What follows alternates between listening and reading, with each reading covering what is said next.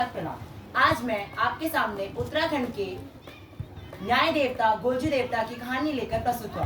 आइए आनंद लीजिए। ऐसा कहा जाता है कि महान कत्यूरी राजा झाल राय की 7 पत्नियां थी, परंतु फिर भी उनके जीवन में एक कठिन समस्या थी। समस्या राज्य के उत्तराधिकारी एवं पुत्र प्राप्ति की। अपनी समस्या का निदान पाने हेतु राजा झाल राय अपने राज्य ज्योतिष के पास गए। ज्योतिष को अपनी सारी समस्या बताने के पश्चात ज्योतिष ने उन्हें बताया, हे राजन, आपके भाग्य में आपकी 8वीं पत्नी से ही पुत्र प्राप्ति का योग नियत है। ये बात सुन के राजा झाल राय अति प्रसन्न हुए। महल में शहनाइयां बजी। धूमधाम एवं रांची ठाट बाट के साथ राजा झाल राय की 8वीं पत्नी रानी कलिंगा का राज्य में स्वागत हुआ। रानी कलिंगा अति प्रतिव्रता स्त्री थी, जिससे अन्य सारी रानियां जलती थी। महीने बीते और महल में बधाइयां बजी। धूमधाम से नन्हे मेहमान के स्वागत की तैयारियां होने लगी। नन्हे मेहमान के आने की खबर से पहले से ही ईर्ष्या से जल रही 7 रानियों के भीतर कुछ ऐसी अग्नि भड़काई कि उनके मन के भीतर के शैतान ने एक चक्रव्यूह का षड्यंत्र रचा। 9 महीने बीते और इम्तिहान का दिन आया। रानी कलिंगा अपने पुत्र के इंतजार में पलके बिछाए बैठी थी, इस बात से अनजान कि आने वाले समय के पिटारे में उनके साथ क्या होने वाला है। प्रसव पीड़ा के दौरान 7 रानियों ने अपने षड्यंत्र को अंजाम दिया।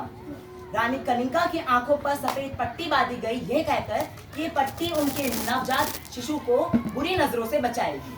और रानी कलिंगा ने प्रसव पीड़ा को साहस के साथ झेलते हुए एक सुंदर से पुत्र को जन्म दिया।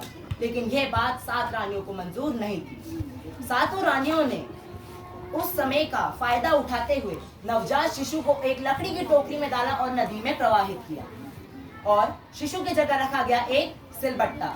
जब राजा झाल राय को इस बात का पता चला कि रानी कलिंगा ने एक सिलबट्टे को जन्म दिया है पुत्र की जगह, तो उनकी क्रोध की सीमा नहीं रही। रानियों के द्वारा भड़काने पर राजा झाल राय ने रानी कलिंगा को देश निकाला दे दिया एवं त्याग दिया।